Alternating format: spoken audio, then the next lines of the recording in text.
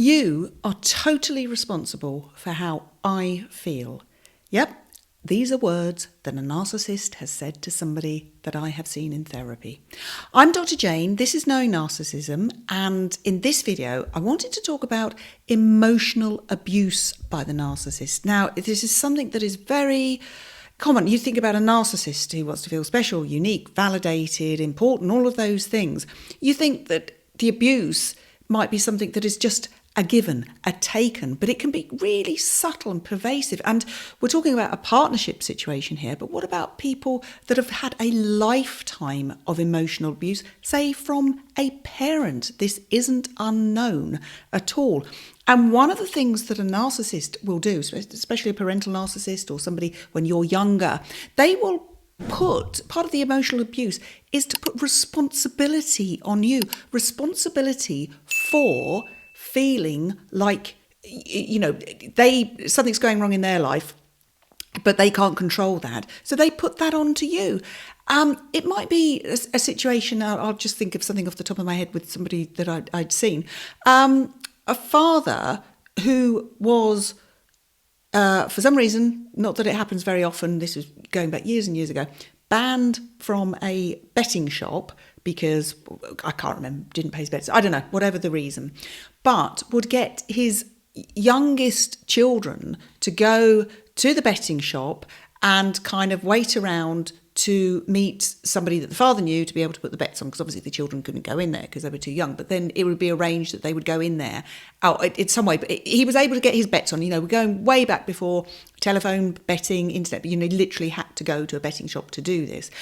And if the friend of the father didn't turn up for whatever reason, and the horse that the dad was betting on had won and that bet hadn't gone on, that was all the responsibility of the child. Can you imagine how anxious that made those children feel all the time, that they were responsible not only for the father's bet to go on, but actually for the horse to win? He literally put that on them. So, that's a really basic but really stark example of when a narcissist will emotionally abuse anybody for their own benefits. Now, if we think about the classic kind of emotional abuse from a narcissist, it would be things like isolation tactics, keeping you away from the people in your life that might be supportive or reasonable or question the narcissist's behaviour. That's really, really typical. It's that, kind of like a number one tactic, take you away from your family. And this often happens in relationships when somebody's just got into a relationship with a narcissist. It's all, that love bombing stage, and it's, oh, you and me, babe, we don't need anybody else. It's you and me against the world. Forget your family. They might not quite be on my message, so let's take them away, take you away from your family, take you away from your friends, get you to give up work, move. I've heard it all before. So they will try and isolate you, they will try and confuse you. They might say one thing and then turn around the following day and say another. And then you feel it's my responsibility for having misheard you in the first place. That's a real typical tactic, an emotional abuse tactic by a narcissist. Gaslighting, our good old friend gaslighting, where they are denying your truth, what you know to be the truth. They will just deny it, and they may have, again, added to the confusion and the isolation. This all comes in a big package as far as the narcissist is concerned. Added to that, then you start, they want you to doubt yourself. They want you to doubt your truth and what's going on, which is them manipulating, taking advantage of you and emotionally abusing you. I've had situations with people that have been in relationships for decades and they haven't recognised what's been happening to them because, of course, they were taken away from their family and their support, and it was just them and the narcissist. That is not uncommon, that people don't, it becomes daily life to them and it becomes the norm, but it's not right just because it is their normal. It doesn't make it any more right. So recognising that, and what they've done is they've kind of recognised that, they've educated themselves, they've seen videos such as this, don't forget to like, subscribe and all that would be brilliant. They've seen videos like this, and that's given them the impetus to kind of go, oh, hang on a minute, those things kind of tick a few lists that I've been carrying around in my head, because with narcissists around, they will go through your mail, they'll look through your phone, even though you think you may have it protected, they will find a back way into it. So sometimes the only thing that people have got when they're in an emotionally abusive situation, relationship, is to keep it in their head. I've had situations where I've had narcissists tell the person that they can read their thoughts, which is ironic because the narcissist expects you to read their thoughts, as in, you need to know what horse I want to bet on, you need to know what time my friend is coming to the betting shop, you need to know what I want for dinner, even though I told you it was something completely different yesterday, you need to know, etc., etc. There's a million things.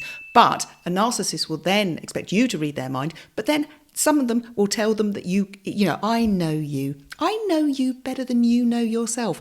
Does that sound familiar? Yeah, exactly. That's narcissists, emotionally abusive narcissists in your life. And that sense of, that explosive anger that is always under the, just under the radar. A narcissist will often, I'll have people say, oh, but, he or she never hit me. I'm not going to say that's worse because there's just no excuse for any abuse whatsoever. But the terror of knowing that that person might do that. I've had people say, yeah, they never hit me. But if you look at my walls at home in the hallway, there's so many fist holes in there. That's really, we haven't got doors anymore because they punched all the doors. But they've never hit me. And it is as if you're kind of, people get into the habit of almost like making the excuse, because that comes with the humiliation that you feel, people in that situation, of having been in that relationship with that narcissist in the first place.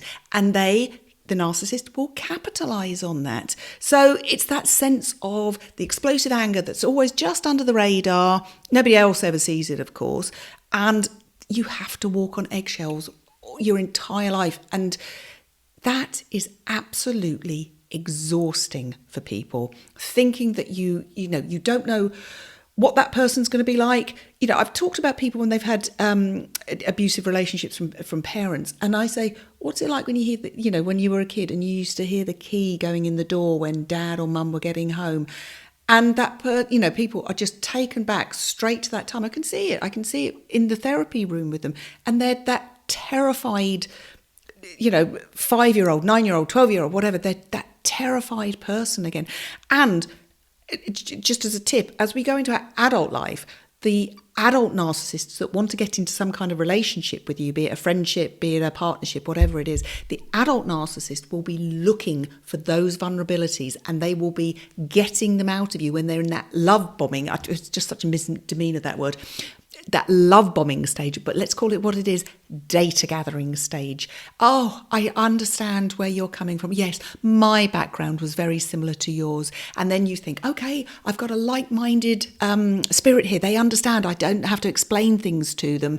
They get it. They get the shorthand. But all they're doing is data gathering and then using that against you in a future situation, be it telling people that you've said things about them, or just saying keep away from that person because they were awful. They would just data gather. Narcissists almost are like the original computer hard drive, and they will just data gather as much information that they can use against you for their own purposes, their own benefit. That's narcissists and data gathering. So what else can you do in these situations? Right. Remember, it is not your fault. No matter what the narcissist may have thrown at you in the past, that you've brought forward with you, what they're saying to you now, it is not your fault. It is not your fault that they have a fragile ego and they have a chronic sense of insecurity. No matter what they might say to you, it is not your fault. Having that conversation with the narcissist, don't waste your time. Don't waste your time and energy. Put your time and energy into you and your children and your future, if that's, if you're in that situation, and think about what it is that I've got to do for myself to make this better. And it might just be watching a few videos like this and then starting to look for the actual agency help that you might need. Do I need somewhere safe to go if you're in a very abusive situation? What are those things? But as soon as the narcissist finds out that they are going to be rejected, which is their number one fear because of that insecurity that they've come from, once they've done that, that's when things can get really angry and difficult. So make sure that you have your safe place to go and you have your dedicated and safe people to help you and support you, because there will be people out there, even if it is people that belong to a charity or an agency. So really know that there are people out there that are wanting and happy to help you. You deserve to be happy, to be safe. And just remember that when you're being berated and blasted at by the narcissist, a force 10 gale coming at you of all the things that you haven't done and what a terrible person you are, all the abuse, all the emotional abuse that they can pile on you. And should you get out of your narcissistic relationship, and they won't give up because they've done an awful lot of work on you. As far as they're concerned, they have invested in you. They've invested their time. They've invested their interest, albeit fleeting, today to gather. But they have invested in you, and they're not going to want that investment to just disappear and, go up in smoke like all the other relationships they've had. They don't have the ability to reflect on what's happened to them in their lives, to make changes. That's the difference between narcissists and regular people in this life. They do not have that ability. They don't have the ability to kind of go, oh, well, that went wrong. Where did I go wrong in that situation? Or what was the larger thing? Can I reflect on that? They can't do that. They will just move on to the next person. That's why narcissists will always just have serial relationships. And of course, in the next relationship, because this would have been the thing that you got from them when they were kind of giving you their, initial rundown about them. Oh, all my previous relationships, they treated me so badly, because they're putting you in that rescuer situation. We'll talk about that a little bit later in another video about how you may be the empath and you may be the rescuer that the narcissist is looking for. But I'm going to expand on that rather a little bit later. So to end this video, remember that it is not your fault. You are a worthy and decent human being. And you may just be in a relationship with somebody that is the complete opposite of that, and they're projecting all that onto you, so they are making you feel like that. You are a good person.